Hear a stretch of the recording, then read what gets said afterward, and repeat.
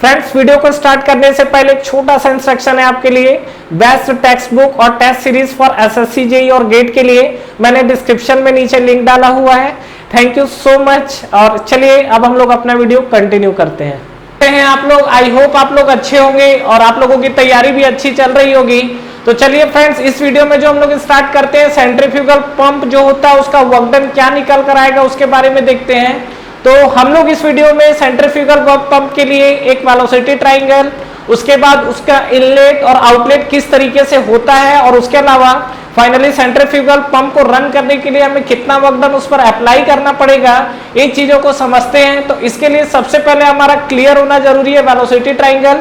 तो आइए सबसे पहले स्टार्ट करते हैं। और सेंट्रीफ्यूगल पंप के बारे में अगर हम लोग बात करें तो देखिए आपको यहाँ पर क्या चीजें दिखेंगी। अगर हम लोग यहाँ पर जैसे चेक करते हैं तो ये जो हमारे पास कंडीशन आया हुआ है, तो ये मान लीजिए कि सपोज आपका पंप का एक केसिंग का डिजाइन है, ये इस तरीके से आपका यहाँ पर मान लीजिए कि सपोज कोई आपका ये ब्लेड है, ठीक है। This is the centrifugal pump जो है उसका ये आपका ब्लेड है इस तरीके से, और इसी ब्लेड के बारे में हमको बात करना है।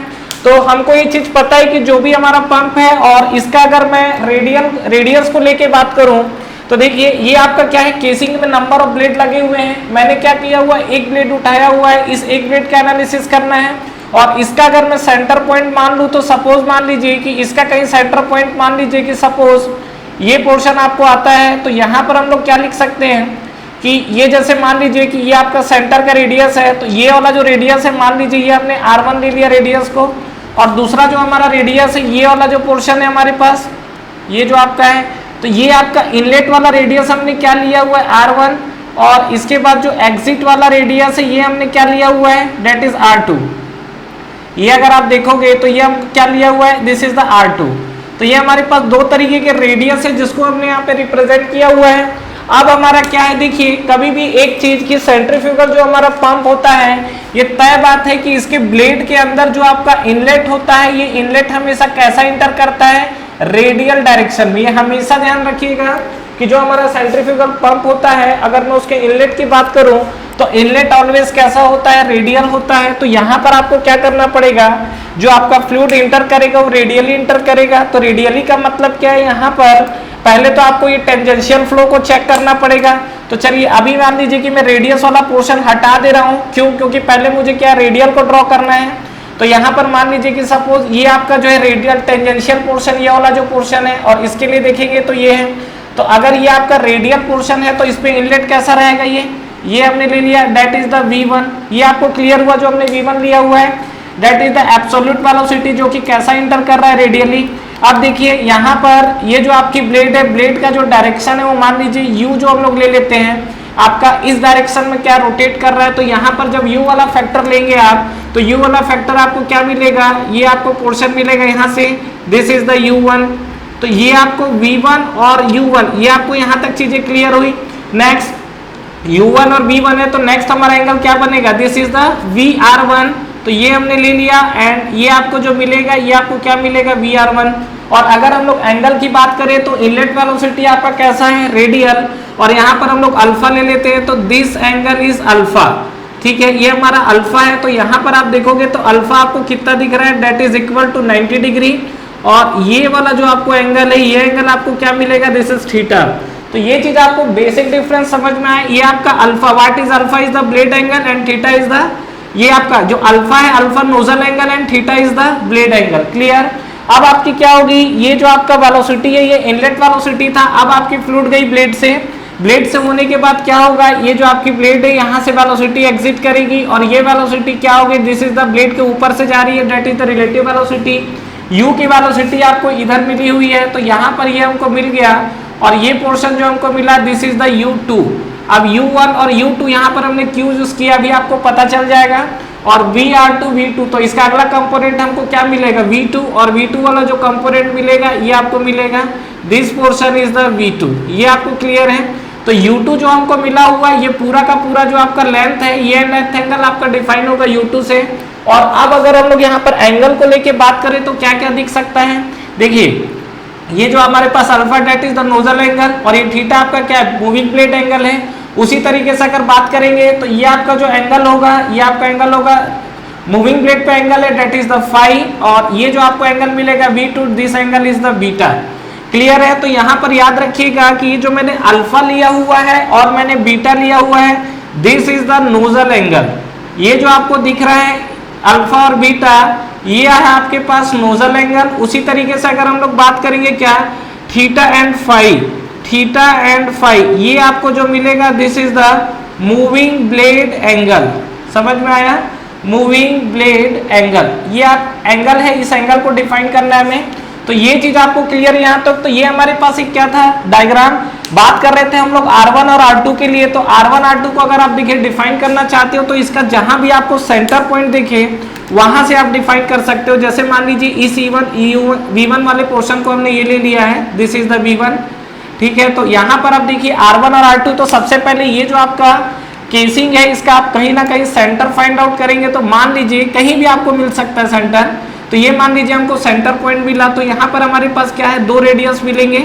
और 2 रेडियस हमारे पास कौन कौन से होंगे, एक तो आपका रेडियस होगा ये वाला portion, this is the R2, ये जो आपको एंगल दिख रहा है ये आपको क्या दिख रहा है R2, और एक हमारे पास एंगल दिखेगा।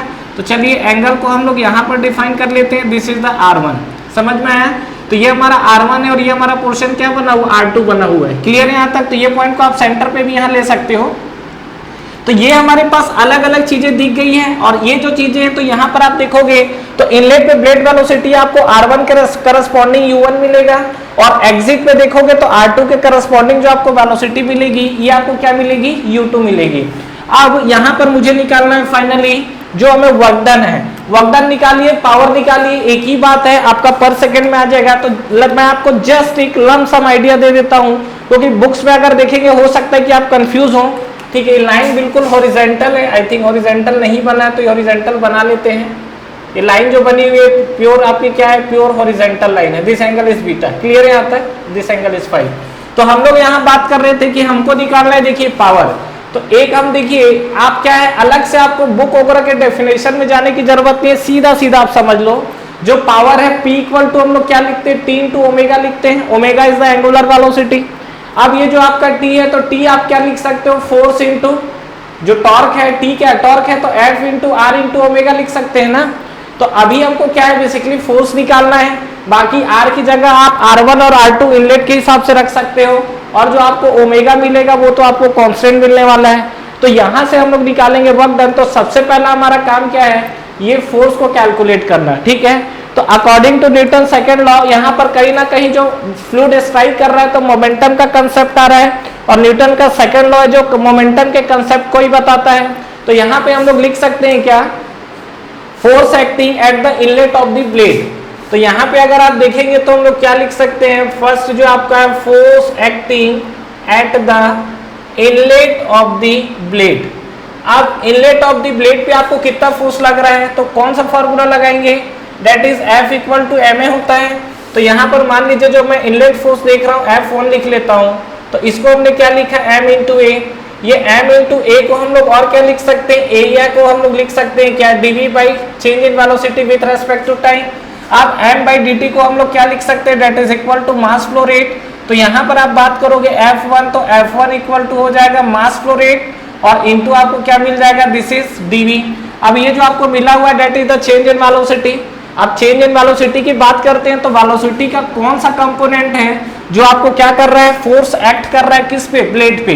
तो ब्लेड पे अगर हम लोग फोर्स एक्टिंग देखना चाहते हैं तो किस तरीके से कैलकुलेट होगा, इस चीज को थोड़ा सा हम लोग समझते हैं। देखिए कभी भी जो हमारे पास V1 वाला या V2 का, देखिए यहाँ पर जो भी आपकी एब्सोल्यूट वेलोसिटी है उसके 2 कंपोनेंट डिफाइन होते हैं। ध्यान से देखिएगा, एक एग्जांपल यहाँ पर ले रहा हूँ कि यहाँ पर सपोज मान लीजिए ये जो हमारे पास अगर V1 वेलोसिटी है और ये वाला एंगल अगर मेरा थीटा बन रहा है, तो ये कंपोनेंट जो आएगा this is the V1 cos theta, और यहाँ पर जो आपको आएगा this is V1 sin theta. ठीक है, तो सबसे बड़ा मुद्दा ये है कि ये जो V1 cos थीटा है ना, ये जो आपको बना रहा है हॉरिजॉन्टल वाला कंपोनेंट, इस कंपोनेंट को हम लोग बोलते हैं दैट इज द व्हर्ल कंपोनेंट। ठीक है, और ये जो वर्टिकल वाला जो दिख रहा है ना, इस कंपोनेंट को बोलते हैं हम लोग that is the flow velocity. तो ये जो व्हर्ल कंपोनेंट है, ये व्हर्ल कंपोनेंट क्या करता है, ब्लेड को घुमाने में हेल्प करेगा, और जो फ्लो वाला कंपोनेंट है वो फ्लूइड को क्या है, बाहर की तरफ निकालेगा। बात करते हैं हम लोग इस वीडियो में या इस ट्राइंगल के अंदर, तो ये जो हमारे पास V1 है, ये जो V1 cos थीटा ये एंगल पे है तो कंपोनेंट आया हुआ है। यहाँ तो आप V1 देख रहे हो तो कैसा इंटर कर रहा है, रेडियली इंटर कर रहा है। तो अगर V1 ये अगर आपका रेडियली इंटर करे तो V1 cos थीटा वाला कंपोनेंट खत्म। मतलब यहाँ पे अगर बात करोगे इनलेट पे तो VW1 आपको क्या मिल जाएगा, 0। तो इनलेट वेलोसिटी पे अगर आप बात करोगे तो V1 इसको इक्वल टू क्या मिल गया आपको, 0 मिल गया, क्योंकि यहाँ पर VW1 जो है आपका हॉरिजॉन्टल वाला कंपोनेंट है ही नहीं, that's why VW1 equal to 0। यहाँ पे जैसे हम लोग V2 को लेके बात करते हैं तो देखिए डेफिनेटली यहाँ V2 आपका क्या है, एंगल पे आया हुआ है। तो यहाँ पर V2 के आपके दो कंपोनेंट मिलेंगे। तो एक आपका कंपोनेंट जो मिलेगा ये आपको मिलेगा वर्टिकल कंपोनेंट, और इस कंपोनेंट वर्टिकल कंपोनेंट को हम लोग क्या लिखते हैं, VF। तो इसको हम लोग लिखेंगे दैट इज द VF2। और जो हॉरिजॉन्टल कंपोनेंट होता है इसको हम लोग क्या लिखेंगे, दिस इज द VW2। ये जो हमारा हॉरिजॉन्टल कंपोनेंट है इसको हम लोग क्या लिखेंगे, VW2। तो ये दोनों के बीच में आपको समझ में आ रही है चीजें। ये जो आपका VW2 एग्जिट पे आपको डेफिनेटली VW2 वाला कंपोनेंट एग्जिस्ट करेगा और VF2 वाला कंपोनेंट एग्जिस्ट करेगा। यहाँ पे अगर हम लोग बात करेंगे और यहाँ आप VF1 देखना चाहते हैं तो जो हॉरिजॉन्टल वर्टिकल कंपोनेंट है यही बराबर हो जाएगा। तो यहाँ पर अगर आप VF1 को देखना चाहते हैं V1, तो V1 इक्वल टू आपको क्या दिखेगा, this is equal to VF1। ये आपको क्लियर हुई चीजें। तो इन चीजों को आप ध्यान रखिएगा जिसके बारे में हम लोग बात कर रहे थे। तो अभी यहाँ पर बात यह है कि कौन सा कंपोनेंट ब्लेड को घुमाना चाह रहा है, VW वाला जो कि आपका 0 है। तो यहाँ पर मैं F1 को और आगे बढ़ाता हूँ और F1 को बढ़ाने के बाद फाइनली मैं क्या लिख सकता हूँ, M इक्वल टू क्या होता है हमारे पास, मास फ्लो रेट है ना। मास फ्लो रेट को हम लोग क्या लिखते हैं, that is rho into Q. Rho A V होता है ना, और ए इंटू वी को हम लोग क्या लिखते हैं, क्यू। और ये जो आपकी वेलोसिटी है तो एक सिंगल वेलोसिटी की बात करेंगे तो यहाँ पर एक्चुअली हमारा क्या आएगा, दैट इज VW1। और चूंकि इनलेट पे आपको क्या है, VW1 आपको क्या मिला हुआ है, 0। तो चलिए ये चीज हम लोग बाद में रख देंगे, आखिर आपका जब मोमेंटम अप्लाई होगा उसके बाद। तो ये हमारा जो इनलेट पे आपका जो लगने वाला फोर्स है ये निकल कर आया हुआ है। क्लियर है यहाँ तक। तो ये आपको फोर्स वाला फंडा क्लियर हुआ। तो अगर मैं इसमें टॉर्क को लेके बात करूं तो टॉर्क मुझे क्यों निकालना है ये आपको समझ में आ रहा है। देखिए यहाँ पे हमें टॉर्क निकालना पड़ेगा। तो force acting at the inlet of the blade ये निकल गया। तो यहाँ पर हम लोग लिख सकते हैं क्या, टॉर्क एट द इनलेट। ठीक है, तो इनलेट पे आपको टॉर्क कितना मिलेगा, तो इनलेट पे आपको कितना टॉर्क मिलेगा, दिस इज T1। और T1 इक्वल टू हम लोग क्या लिख सकते हैं, that is F1 into R। R कौन सा लोगे, ये आपका R1 है। तो यहाँ पर हमने लिख दिया R1। और फाइनली यहाँ पर हम लोग लिख सकते हैं क्या, रो Q। इसको हम लोग लिख सकते हैं VW1 इंटू R1। क्लियर है यहाँ तक, दिस इज T1। अब देखो आप ये बोलोगे कि सर VW1 हम लोग 0 क्यों नहीं पुट कर रहे हैं, कर देंगे, कोई दिक्कत नहीं है। बेनिफिट ये होगा कि अगर आप फ्रांसिस और कापलान टरबाइन अगर आपने पढ़ रखा होगा या पढ़ रहे होंगे तो आपको बिल्कुल यही एक्सप्रेशन आने वाला है। अब जैसा जैसा कंडीशन है हम लोग उठा के पुट कर देंगे उसमें। तो ये जो आपको मिला हुआ है ये आपको इनलेट कंडीशन मिला हुआ है। ठीक उसी तरीके से अब हमको क्या करना है, आउटलेट कंडीशन है। तो force acting at the outlet of the blade. तो सेकंड केस हम लोग क्या देखते हैं, आउटलेट पे force acting at the outlet of the blade. ठीक है, at the outlet of the blade. तो ब्लेड के आउटलेट पे आपको कितना फोर्स लग रहा है, तो ये हम लोग लिख सकते हैं again, that is F2। F2 equal to हम लोग क्या लिखेंगे, M इंटू A। और इस चीज को मैं डायरेक्ट लिख दूं तो F2 इक्वल टू हम लोग डायरेक्ट क्या लिख सकते हैं इसको, रो Q VW2। ये जो आपका आ रहा है रो Q और VW2, ये आपको समझ में आया। तो ये हमने क्या लिखा है, F2 निकाला हुआ है। अब हमको देखिए करना क्या है, अब इसमें टॉर्क निकालना है। तो टॉर्क एट आउटलेट अगर हमसे पूछा जाए, टॉर्क एट आउटलेट, तो आउटलेट पे टॉर्क आपको कितना लगेगा, that is equal to T। और T2 लिख लो, T2 इक्वल टू आपको क्या हो जाएगा, दैट इज F2 इंटू क्या हो जाएगा, R2। यही तो है। तो यहाँ पे अगर बात करोगे T2, तो T2 इक्वल टू आपको दिख जाएगा F2। F2 इक्वल टू हमने लिख दिया रो Q VW2 into R2। Clear है यहाँ तक। तो ये हमारे पास मिला हुआ टॉर्क। अब हमको निकालना क्या है, पावर। तो याद है हमने power equal to 3 two omega किया था। तो सबसे पहले अगर हम लोग निकालना चाहते हैं पावर, तो पावर इक्वल टू हम लोग क्या लिख सकते हैं, पावर इक्वल टू आपका जो भी आएगा टॉर्क का जो डिफरेंस है। तो power equal to 3 two omega हमने लिखा हुआ था। तो यहाँ पर T2 आप देखिए क्या लिखा हुआ है, that is equal to rho Q, और यहाँ पे आप देखोगे तो VW2 इंटू R2, ठीक है, माइनस ऑफ ये आपको मिलेगा T1 रो क्यू VW1 R1। तो यहाँ पे हम लोग लिख सकते हैं क्या, रो Q VW1 into R1, clear है। और ये तो आपका T है ना, इंटू आपका क्या होगा, ओमेगा का मल्टीप्लाई। तो फाइनली आप यहाँ पर लिख सकते हो जो पावर आपको नीड है वो आपको रहेगा, देखिए रो क्यू VW2, ठीक है। अब देखिए R2 इंटू क्या है आपको ओमेगा, तो R2 इंटू ओमेगा में आपको क्या दिखेगा, अगर इस केस में बात करेंगे तो U इक्वल टू आपको क्या दिख रहा है, that is equal to R omega. तो यहाँ पे अगर हम लोग बात करेंगे तो ये आपको क्या दिखेगा, R इंटू ओमेगा को हम लोग क्या लिख रहे हैं, U, तो ये R2 इंटू ओमेगा ये आपको क्या बन जाएगा U2, तो ये आपको बनेगा रो Q VW2 U2 minus of यहाँ पे आपको क्या बनेगा, रो क्यू ये आपको दिखेगा VW1 और R1 इंटू ओमेगा आपको क्या दिखेगा, दिस इज U1। तो ये हमारे पास आया। अब हम लोग देखिए ये जो हमने पावर निकाला हुआ है सेंट्रीफ्यूगल पंप के लिए VW1 वाला कंपोनेंट क्या है, 0, ठीक है। तो यहाँ पर आप लिख सकते हो क्या, एट इनलेट, तो एट इनलेट पे आप देखोगे तो VW1 आपको क्या मिला हुआ है, 0, तो ये कंपोनेंट आपका टोटली बन गया 0। और फाइनली P इक्वल टू आपको क्या मिला, रो क्यू ये हमको मिला VW2 और ये हमको क्या मिला U2। ये आपको समझ में आया कहानी। तो ये हमारे पास जो निकल कर आया हुआ है this is the power, clear है। और ये जो पावर आपका निकल के आया ये आपको क्या पंप को रिक्वायरमेंट चाहिए। अगर आप निकालना चाहते हो क्या वर्क डन, जैसे हमने निकालना चाह रहे हैं यहाँ पर, तो work done per unit wait पे अगर आप निकालना चाहते हो तो आपको क्या मिल सकता है यहाँ पर, देखिए अगर मैं यहाँ पर निकालना चाहूँ क्या, वर्क डन, ठीक है, पर यूनिट वेट, तो work done per unit wait पे अगर आप निकालोगे तो फाइनली आपको क्या मिलेगा, ये तो हमारे पास जो पावर आया हुआ है, ठीक है। उसके बाद हमें क्या करना पड़ेगा, इसको रो क्यू जी से मल्टीप्लाई करना पड़ेगा, पर यूनिट वेट बोल रहा है ना आपका वर्क डन। तो ये हम लोग लिख सकते हैं क्या, power divide by rho Q G. ये जब आप करोगे that is the per unit weight में आ जाएगा। तो इस केस में अगर आप लिखोगे, यहाँ पे लिखते हैं P divide by rho Q G. तो यहाँ पे हम लोग बात कर सकते हैं पावर हमारे पास कितना है, ये है, that is equal to rho Q VW2 into U2, यही है हमारे पास। और नीचे अगर बात करेंगे तो रो क्यू जी, तो जब आप इसको सिंप्लीफाई करोगे तो फाइनली आपको क्या मिलेगा, रो क्यू तो कैंसिल हो गया है, यहाँ पर आपको मिलेगा VW2 U2 by ji, clear है यहाँ तक। तो ये आपको मिला हुआ है that is the work done per unit weight अगर आप बोलता है तो ये हमारे पास निकल कर आया हुआ है। और फाइनली जो हमारा वर्क डन जो निकला है सेंट्रीफ्यूगल पंप के लिए वो ये है।